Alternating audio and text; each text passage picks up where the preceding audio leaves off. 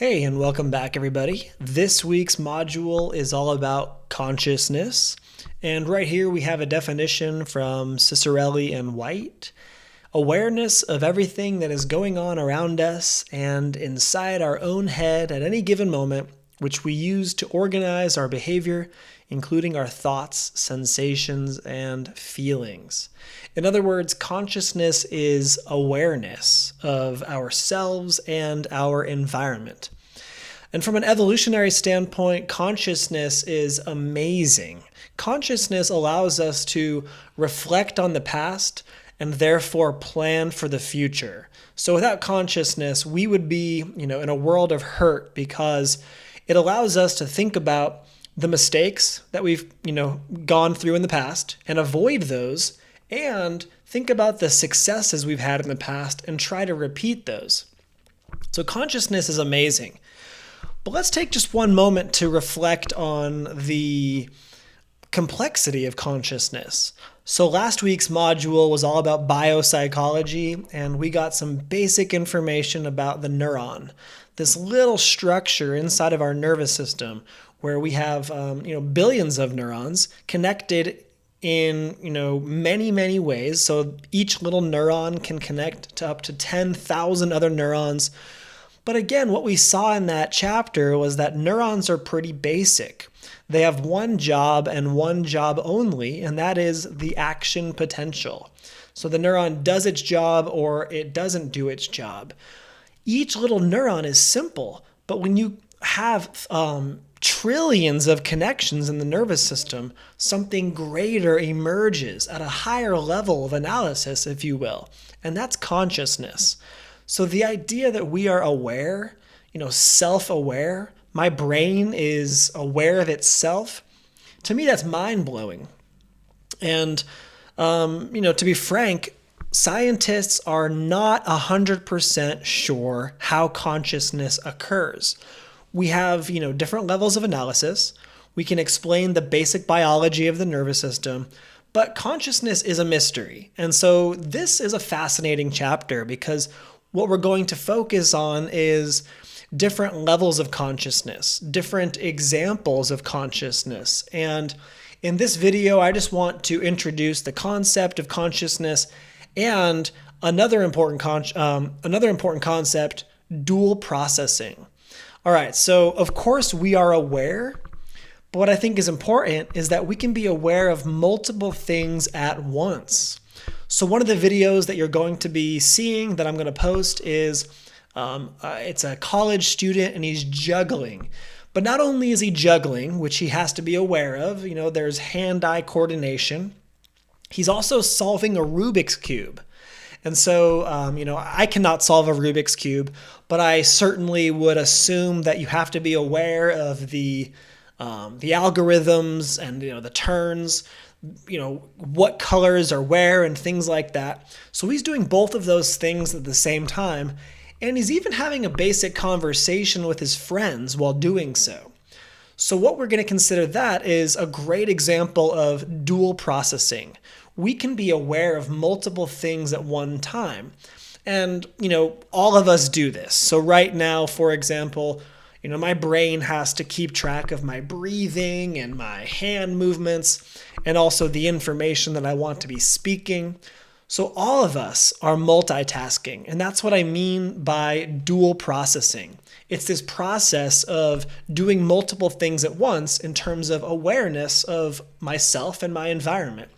All right, but one thing to consider is that this multitasking ability that we have, it comes at a price. And so I think one of the best examples is texting and driving. Obviously, we're all told not to do it. It's against the law.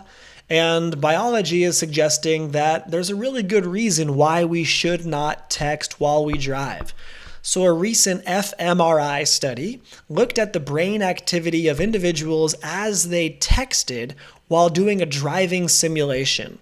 And what they found was that the brain regions that are important for safe driving, those areas showed a 37% decrease in activity when the individual was texting.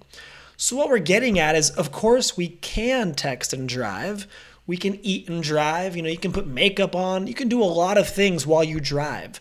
But we're not going to have the full awareness that we might need in terms of, avoiding accidents and driving safely. All right, so dual processing. It's an amazing thing. We can be aware of multiple things at once, but it comes at a price. One thing I might add from a developmental standpoint is that consciousness, in a sense, requires self-awareness. And this is not something we are born with. Developmental psychologists have a very specific test for this. I'll actually post a video down below for you to watch this. And it's called the mirror test.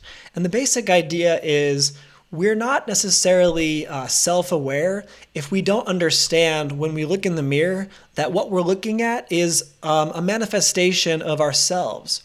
And so what researchers do is they place a mark on a child's forehead or their cheek and then place them in front of a mirror.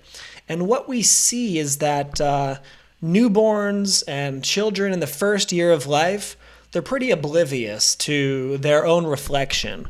But in the second year of life, that's when self-awareness emerges. And when they look at themselves in the mirror, they say, hey, there's something going on here. There's something on my cheek. And that tells psychologists that these children are self-aware. And that means that their consciousness is blossoming. They're now going to be able to contemplate the past and the future to a much more complex degree. As we'll see in the chapter on emotion, you also need self-awareness to have certain self-conscious emotions, like guilt, for example. To feel guilty means you're taking your position relative to somebody else's position. In other words, you might feel bad about how you hurt somebody else. But in order to feel that emotion, you have to have self-awareness, the understanding that you exist separately from other people. And so again, this is something that doesn't really emerge until the second year of life. So now that we understand what consciousness is, the rest of this module is going to look at different forms of consciousness. And essentially, we experience an altered state of consciousness when the pattern or the quality of our mental state is changed. And that can be measured in brain waves, for example. So let's think about altered states of consciousness. For one, the most obvious is being awake. Here I am, I'm experiencing some level of awareness, and a very different state of consciousness, one that we all experience probably every night, is sleep. When I'm asleep, it's a completely different pattern of activity going on in my brain. I'm experiencing a different level of awareness. So certainly that's an altered state of consciousness. So what other altered states of consciousness have you experienced? Maybe you've had surgery and you have received anesthesia and you've gone under. What is that awareness like? Well, your state of consciousness was probably nothing more than, being awake and then snapping your fingers, and all of a sudden you're awake again, and that time in between where you actually had surgery is completely lost. So that's a very interesting state of consciousness. In this chapter specifically, we're going to focus on 3 examples of altered states of consciousness. So the first is sleep. We're going to talk about what sleep is, what's going on in the brain, and we'll even explore the notion of dreams. The second is the concept of psychoactive drugs. And so we're going to have a basic analysis of how drugs affect our consciousness. And then finally, we're going to look at hypnosis, which is a debatable topic in the area of consciousness. Because some people argue that hypnosis really does alter our brainwave activities, and others say no, hypnosis is not an altered state of consciousness. So after we review some of the research, maybe you will decide for yourself. All right, there are other states of consciousness that we do not explicitly cover. For example, daydreaming, meditation. There's so many great examples of an altered state of consciousness. But I think by the end of this module, you'll have a basic understanding of what consciousness is and how to explore it from a psychological perspective using the scientific method.